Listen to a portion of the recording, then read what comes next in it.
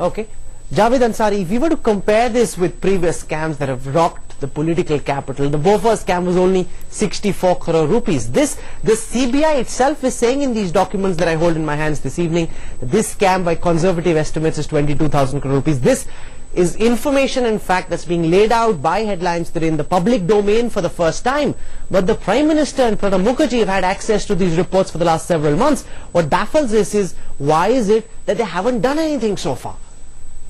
Well, the Prime Minister said that there was a CBI inquiry going on. Until the inquiry report, till the inquiry is completed and the report comes to him, he would like to keep his, he would like to reserve judgment. But the thing is that the Prime Minister had written to Mr. Raja earlier, saying that there are various questions that have been raised. Make sure that this is, please go slow on this. There needs to be the due diligence must be, and he also needs to ensure that it is done in a very transparent manner. Just 2 days later or a week later, Mr. Raja wrote back that he's taken the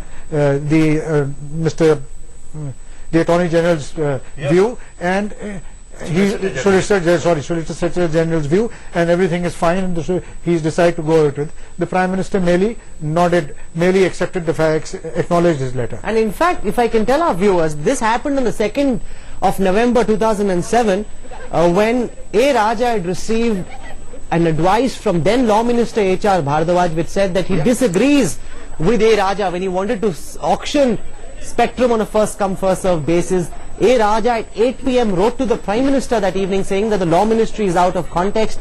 The letter was delivered to the Prime Minister's residence. The Prime Minister was so concerned that at 9 p.m. that same evening, on the 2nd of November 2007, he wrote back to Raja saying stop all procedures and directed him to get his concurrence in all future actions. This letter was delivered to Raja's residence. At midnight that night itself, on the 2nd of November, Raja replied back to the Prime Minister, hushing up directions for auction and competitive pricing, and it is considered by investigators to be a highly evasive reply. I want to get in Mr. Maithreyan into our debate. He's joining us from Chennai. Mr. Maithreyan, do you believe that if the government, you've come on the show earlier and said that A. Raja needs to go, do you believe that would be enough? A reshuffle before the monsoon session in which A. Raja is shunted out of his ministry, put in another ministry, do you believe that is adequate punishment for a crime of this nature, Mr. Maithreyan? Not at all, not at all. Mr. Raja should be dismissed forthwith, number one. Number two, Prevention of Corruption Act, under that, cases should be booked against him and he should be arrested for that. That is for the individual crime. And as you have said, it is not one person doing this crime. It is a collective conspiracy. So to go at the root of this collective conspiracy, a joint parliamentary probe should be ordered immediately.